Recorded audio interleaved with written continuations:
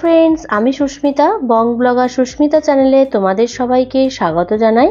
Thumbnail দেখে তো বুঝেই গিয়েছো এটা কি রেসিপি হতে চলেছে। এই রেসিপিটা হলো কাতলা মাছের ঝাল। তবে বাড়িতে যে সমস্ত উপকরণ থাকে সেই সমস্ত কিছু উপকরণ দিয়েই কিন্তু এই রেসিপিটা তৈরি করেছি। তবে আমি এটুখানি বলতে পারি, এই রেসিপিটা তোমরা আগে কখনোই খাওনি।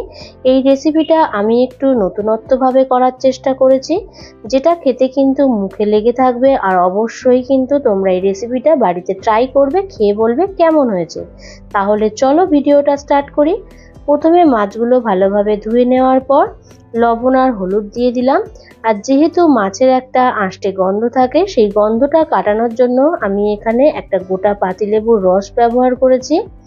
লবণ, হলুদ আর পাতিলেবুর রসটা দিয়ে ভালোভাবে মাছগুলোকে মাখিয়ে নেব। মাছগুলোকে মাখিয়ে নিয়ে প্রায় 10 থেকে 15 মিনিট মতন ম্যারিনেট করে রেখে দেব। তোমরা মনে করলে এর মধ্যে কিন্তু আদা রসুনের পেস্ট দিয়েও রেখে দিতে পারো, কিন্তু আমি সেটা করিনি।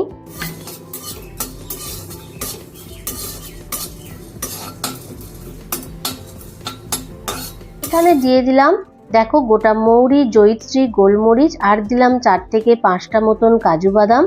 এটাকে ভালোভাবে গরম করার মধ্যে ভালোভাবে নাড়াচাড়া করে নেওয়ার পর ড্রাই রোস্ট করে নেব।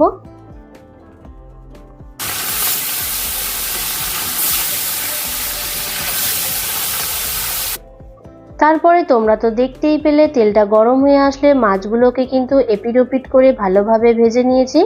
মাছগুলোকে এপিট ওপিট ভাবে ভালোভাবে ভাজা হয়ে যাওয়ার পর এখানে পেঁয়াজ, আদা, রসুন, ঝালের জন্য কাঁচা লঙ্কা আর নিয়েছি 1 চামচ কালো সর্ষে আর 1 চামচ সাদা সর্ষে। এগুলোকে একসাথে সমস্ত কিছু পেস্ট বানিয়ে নিতে হবে। তারপরে এখানে কালো জিরে আর 2টো শুকনো লঙ্কা ফোড়ন হিসাবে ব্যবহার করলাম। তারপরে এখানে অ্যাড করে দিলাম টমেটো কুচি। টমেটোটা দিয়ে কিন্তু ভালোভাবে নাড়াচাড়া করে নিচ্ছি। আর দেখো আমি এখানে যেহেতু টমেটোটা অনেকটা বড় বড় করে কেটেছি, তাই জন্য খুন্তি দিয়ে দিয়ে আর কি একটু ছোট করে নেওয়ার চেষ্টা করছি। কিন্তু টমেটোটা নরম হওয়ার জন্য এখানে দিয়ে দেব সামান্য একটু লবণ। আর লবণ দিলে কিন্তু টমেটোটা অনেকটাই নরম হয়ে আসে। আর যেহেতু টমেটোটা দিয়েছি তাই তরকারির রংটা আরেকটু ভালো হওয়ার জন্য এখানে অ্যাড করব স্বাদ অনুযায়ী সামান্য একটু চিনি। চিনিটা তোমাদের অপশনাল, তোমরা দিতেও পারো, নাও দিতে পারো। তারপরে দেখো সমস্ত কিছু ভালোভাবে ভাজা হয়ে আসার পর যে পেস্টটা বানিয়েছিলাম সেই পেস্টটা এখানে দিয়ে দিলাম।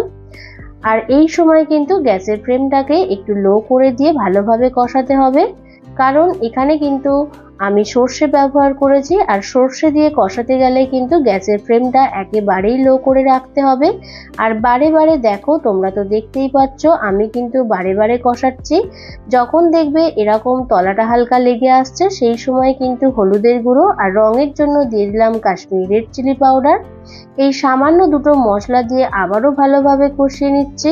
আর যেহেতু কাশ্মীরি রেড চিলি পাউডার দিয়েছি তাই তরকারির রংটা দারুণ আসে। আর তারপরে যে মশলাটা আমি ড্রাই রোস্ট করে নিয়েছিলাম সেই মশলাটা এখানে 2 চামচ মতন ব্যবহার করছি। এই মশলাটার জন্যই কিন্তু এই রেসিপিটা খেতে দারুণ লাগে। তা তোমরা অবশ্যই কমেন্ট করে বলবে যে তোমরা আগে কখনো এরকম ভাবে করে খেয়েছো কিনা। তারপরে দেখো মিনিট 5-এর জন্য একটু ঢাকা দিয়ে রেখেছিলাম। 5 মিনিট পর ঢাকনাটা খুলে নিয়ে আবারও নাড়াচাড়া করে নিচ্ছি। এখানে কিন্তু মশলাটা ভালোভাবে কষানো হয়ে গিয়েছে। তারপরে সামান্য একটু জল দিয়ে মশলার সাথে ভালোভাবে মিশিয়ে নিলাম। মেশানো হয়ে যাওয়ার পর পরিমাণ মতন আরেকটু জল ব্যবহার করে নিলাম। গ্রেভিটা ফুটে আসলে ভেজে রাখা মাছগুলো একে একে এখানে দিয়ে দিলাম। মাছগুলো দিয়ে এপিট ওপিট ভাবে ভালোভাবে একটু নাড়াচাড়া করে নিচ্ছি, যাতে মাছের গায়ে সমস্ত গ্রেভি সুন্দরভাবে লেগে থাকে। আর নামাবার আগে সামান্য একটু ধনেপাতা কুচি দিয়ে দেব, তাহলে একেবারেই কিন্তু কাতলা মাছের ঝালের রেসিপি রেডি। আর তোমাদের ভিডিওটা কেমন লাগলো অবশ্যই কমেন্ট করতে কিন্তু একেবারেই ভুলে যেও না। আর লাইক, কমেন্ট, শেয়ার করে দিও। তার সাথে সাথে নতুন কেউ দেখে থাকলে চ্যানেলটাকে সাবস্ক্রাইব করে দিয়ে বেল আইকনটাকে অল করে দিয়ে আমার পাশে থেকো। আরও যদি নতুনত্ব কিছু রেসিপি জানার ইচ্ছা থাকে তাহলে অবশ্যই কমেন্ট করে জানাবে, আমি সেগুলো করার যথাসাধ্য চেষ্টা করব। তাহলে ভিডিওটা এই পর্যন্ত, আবার দেখা হচ্ছে নেক্সট কোনো রেসিপি নিয়ে। তোমরা ভালো থেকো, সুস্থ থেকো, টাটা।